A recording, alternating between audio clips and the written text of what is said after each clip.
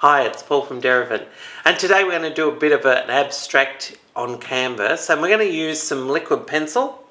So today we're using permanent liquid pencil because we want the image and the mark making that we're going to do to stay there, because later on we're going to add some ink to it. So as we lay down the permanent liquid pencil, we're going to push into that with some cling wrap and with some bubble wrap and just do some other line making. There's also a re-wettable of this, so if you're looking around, make sure you've got the permanent one, not the re-wettable. So let's get to it.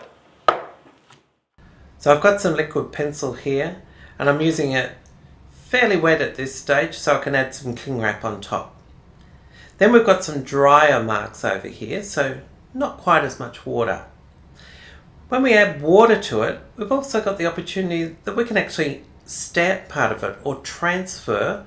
And I'm going to try that just with some bubble wrap, just like that. So with these marks, it's important that where we've got things that are placed on top, that we give those things time to dry, because the actual liquid pencil is going to pull into the areas where the plastic is distorted and give us these wonderful mark making. So we're just going to fill in around those with some drawn lines or painted lines as such. They're still drawn, but drawn with a brush. Make sure we give it plenty of time to dry before we take those plastics off. So we take this off and we reveal those marks making. What we're going to do now is add a similar set of marks, but now we're using ink. So ink by its very nature is much more fluid and puddles easier. And we're applying it direct here, meaning that we've just squeezed it out. So where we've added the cling wrap, it's going to puddle in areas of that cling wrap and form thick and thin passages underneath there. You can't tell that now until we take that off.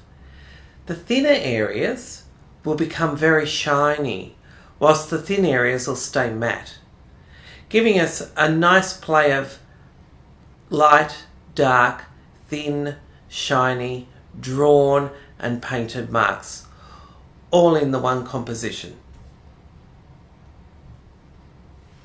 So now we've taken the cling wrap and the bubble wrap off the ink areas.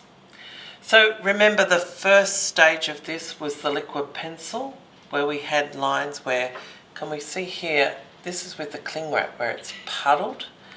And have a look here, this is where the cling wrap has puddled with the ink.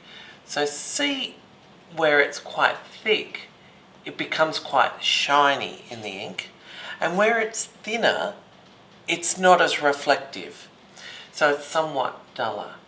So similar marks made in similar ways, but one lot with the liquid pencil and one lot with the ink. It's really only limited by your imagination. Just remember, if you keep going on top and on top, you will get it a little bit messy, so we do need it airy or transparent enough that we can see the marks through each other.